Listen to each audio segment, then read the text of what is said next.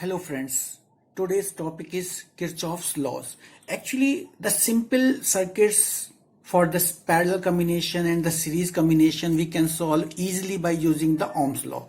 But the complex circuit we can solve only by using the Kirchhoff's law. To understand the Kirchhoff's law, you should know two terms. First is the junction. What is the junction? And second thing you should know, what is the loop? Okay, you should know the differences. Only then you can understand the Kirchhoff's law.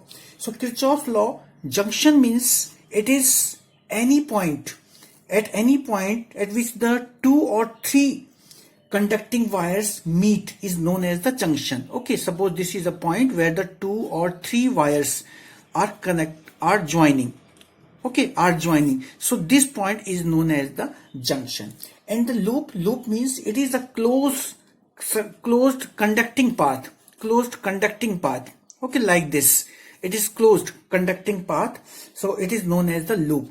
Okay, loop, or it is also known as the mesh. Okay, loop or mesh. So these two terms you should know to understand the Kirchhoff's law. Now, Kirchhoff's law can be studied by two rules. There are two rules, you can say. The first is known as the Kirchhoff's current law. Kirchhoff's current law, or it is also known as the junction law. Okay, very interesting to understand. Only then you can use this in the different circuits. Actually, Kirchhoff's first law is tell about the junction. It tells about the junction of the currents. So according to this, the sum of currents, okay, sum of currents moving towards the junction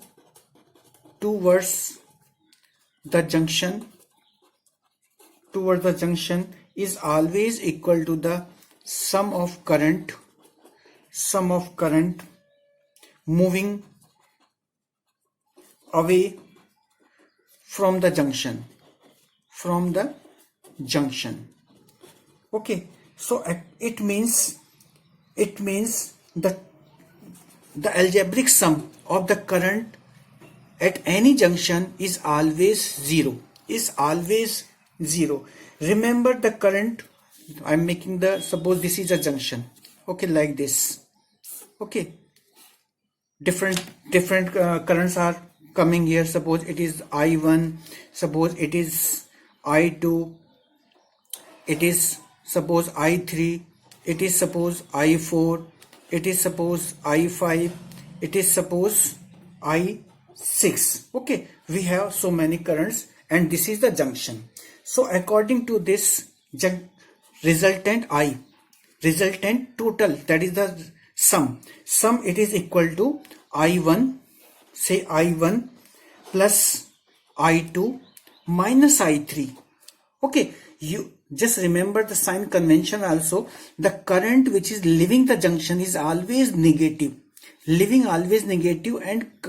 and which is approaching towards the junction, it is always positive.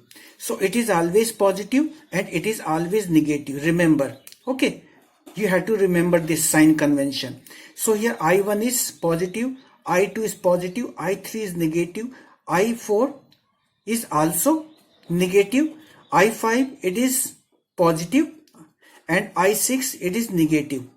So here you can say, and it should always be equal to 0. It means I1 plus I2 plus I5 is equal to I3 plus I4 plus I6. So this is the junction law. And always remember, it represents this junction rule. It represents the law of conservation of charge. It's a very good question. It represents law of conservation of charge. Okay, means charge will not stay at the junction. It is moving from here to there. That is the net charge coming and going. It is always 0. Okay, this is the first. Now the second law in Kirchhoff, which is known as the Kirchhoff's voltage law. It is known as the Kirchhoff's voltage law, also known as the loop law. Okay, also second law or loop law, or also known as the mesh law. Okay, mesh law. So according to this, in any closed loop of an electrical circuit, the algebraic sum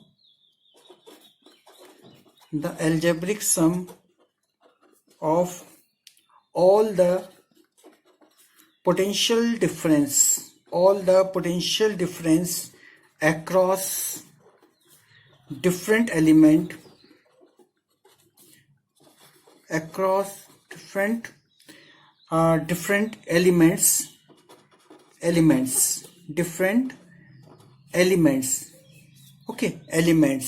is always zero. It means sigma V is always zero. Okay, or you can say that is the IR. It is always equal to zero. Resultant. Is it clear? So you have to remember the here sign convention also. The resultant is always zero. Total net change in the voltage, or in any closed like this, in any closed circuit, in any closed loop, the potential difference is always zero. We'll discuss when we'll discuss the some numericals. Then we can say how can we understand. So it's very easy. We'll discuss about it. So these are the two laws, and very very applicable, very very useful in the numericals. Okay, just remember, and we'll apply this in numericals. Now when we know about it, we can discuss about the some measuring instruments in which we use these two laws. And the measuring instruments in our syllabus, first we'll going to discuss about the Wheatstone bridge. Okay, so see what is the Wheatstone bridge. Wheatstone's bridge. Wheatstone bridge. It's very interesting to know. See, when the four resistors you can say are arranged in such a way that they form a parallelogram. Okay, try to understand. When the four resistors, suppose P, Q, R and S, when four resistors are arranged in such a way that they form a parallelogram, and one of its diagonal is connected with the cell, and the another diagonal is connected with a galvanometer and a key. So this arrangement is called the Wheatstone's bridge. Okay, let me explain again. If four resistors, say P, Q, R, S, are arranged in such a way that they form a parallelogram, and one of its diagonal, that is the diagonal of the parallelogram, and one of its diagonal is connected with a cell, and the another diagonal is connected with the galvanometer and the key.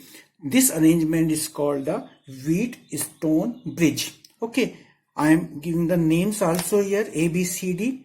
You can say it is the A, suppose it is the B, it is C, and suppose it is D. Now you should know what is the P and Q. P and Q are known as the ratio arms. It is the ratio arms, and the R is the known arm, means you know this value, known arm, and the S is known as the unknown arm.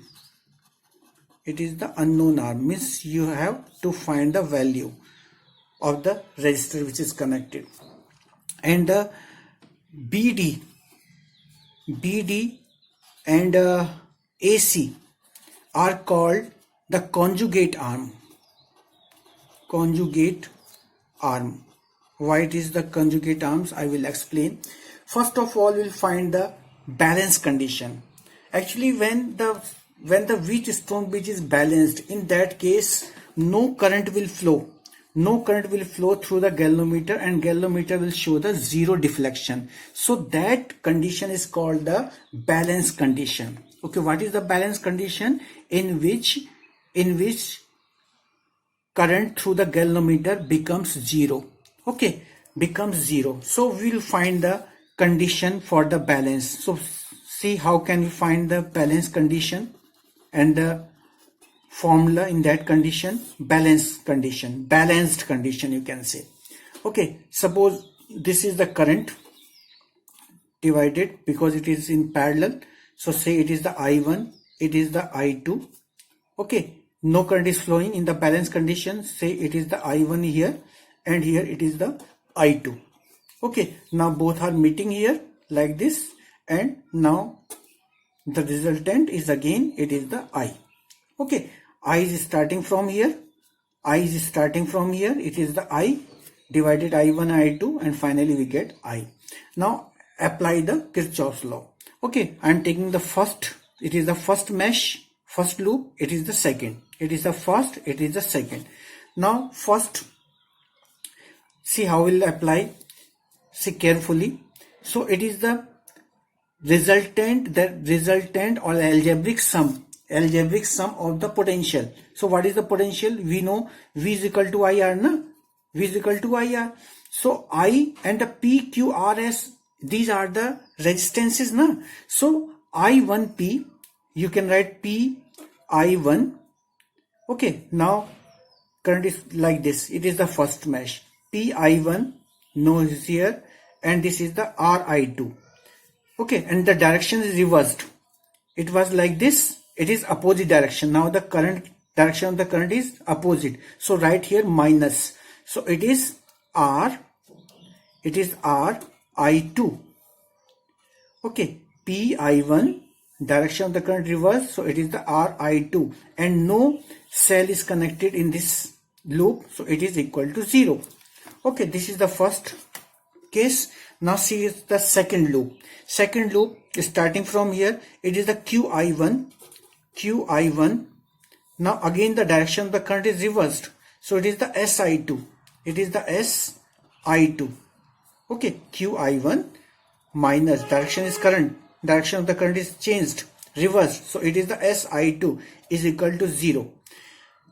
Is it clear? Now rewrite PI1 is equal to RI2. Okay, this is the first case. Okay, now the second, QI1 is equal to SI2. It is the second equation. Okay, you can see here like this. Now divide first and second. So PI1 upon QI1 is equal to RI2 upon SI2. Clear? So I1 and I2 will be cancelled. So we can say P upon Q is equal to R upon S. So this is the balance condition. So in balance condition, the ratio of the all four resistors are given in such a way that the ratio of the P upon Q is always equal to the R upon S. That's why it is known as the ratio arms. If you know this ratio P upon Q, then by knowing the value of the R, we can find the value of the S. Okay, so that's why P and Q are the ratio arms. R is the known arm, we should know its value, and S is the unknown arm. Okay, so the resistor whose value you want to know, you wish to know, you have to connect in DC. Okay, here you have to connect, only then you can find the value of the S. Is it clear? So And in the balance condition, when no current flows through the galvanometer, you can interchange the position of the galvanometer and the cell. Okay, we can interchange.